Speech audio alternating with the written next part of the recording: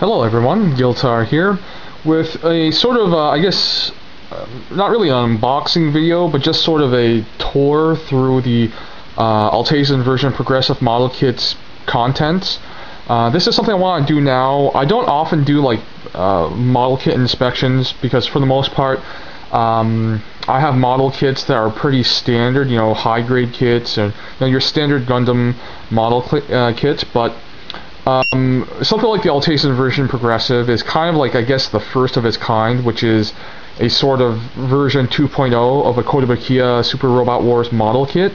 So I'd like to maybe just go through essentially the box contents and see if I can pick out anything that, to me at least, comes across as something different or new or at least interesting.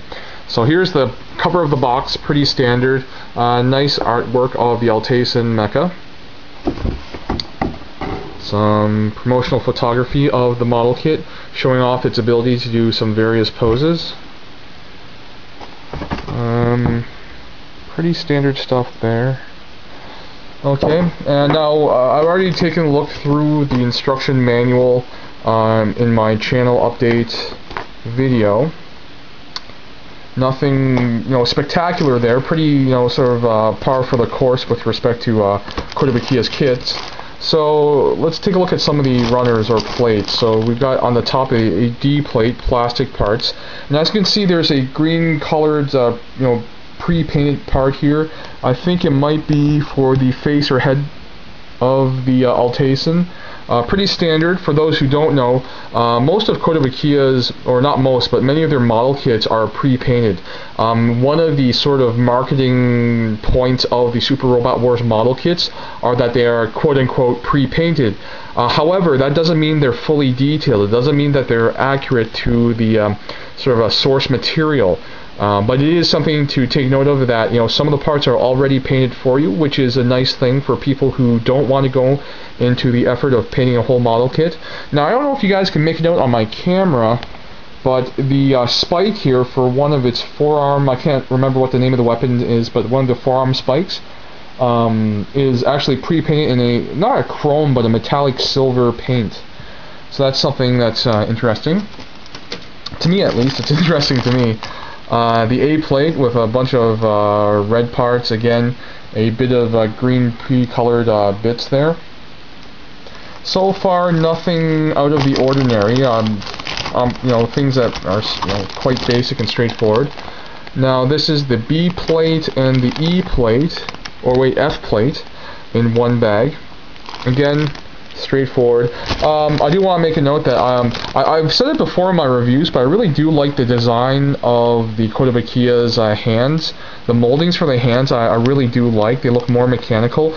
And on some more recent Gundam model kits, like the Unicorn Gundam, the RX-0 in the Unicorn high grade line, they have really nice hand sculpts there as well, but I'm really liking the Alteisen's hand sculpts here.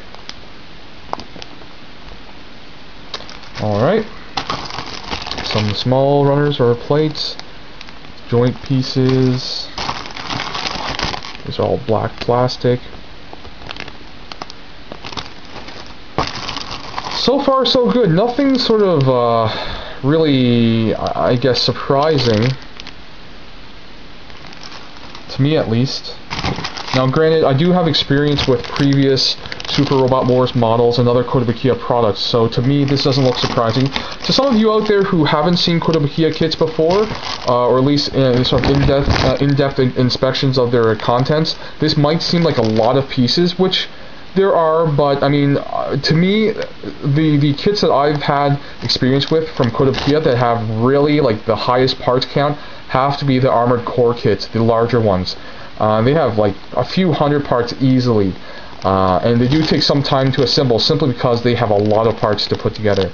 Now this is interesting. There are 1, 2, 3 small polycap runners.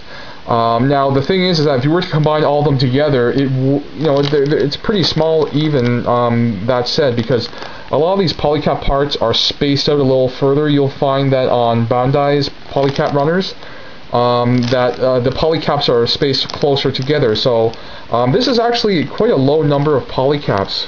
So that's interesting. I do hope that Kotobukiya's polycap formulation for the version Progressive is better than normal, because some of their older kits have really bad polycaps. They're ill-fitting, and they feel kind of cheap. They feel like that they will degrade over time.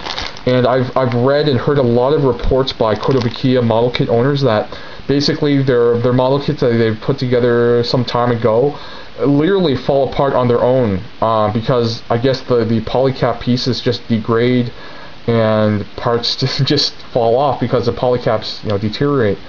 Now, that being said, I haven't experienced that with any of my Kotobukiya model kits yet, though I've only had them for several months. I haven't had any of them for a full year yet, let alone a longer period than that. So who knows what will happen a year or two down the road. Anyways, this is the final runner here, some white pieces. So, to be honest, in a way, I am a little underwhelmed by the contents, because it was just, it's nothing to do with Kotobukiya's design or the Alteisen version Progressive sort of presentation. It's just that, from the first time I saw promotional photos of the model kit, I was extremely excited about it, because I saw how much, at least it seemed, I saw how much Kotobukiya's design and engineering seemed to have come forward with the way that the Alteisen version Progressive could display so much functional articulation. There are a lot of times where you'll have model kits or other products like action figures that have a lot of points of articulation, many points of articulation, but not a great range of articulation. It's not that functional, because parts are hindered by other parts by being in the way, or other issues like that. So I don't know. I guess I was kind of foolishly expecting to see something really that would blow my socks off. But by looking through the content of this model kit, it looks pretty standard and straightforward. However, I'm thinking that might be a good thing. I think that if Kotobukiya can achieve a good design without overly elaborate or complicated engineering, that's a good thing.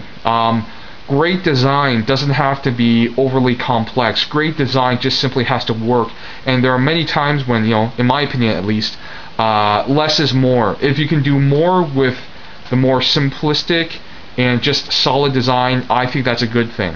And hopefully, ultimately, that'll result in a more solid and stable model kit, because, as most of us know, model kits are not inherently rock solid. They're not meant to be. They're meant to be looked at. They're not meant to be sort of manipulated.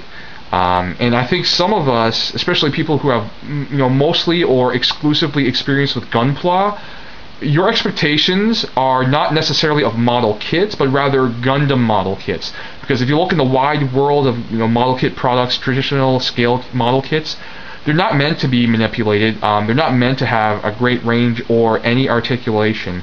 So, anyways, I'm just sort of rambling there. So I hope you guys enjoyed that brief look into the contents of the Alteisen version Progressive model kit box.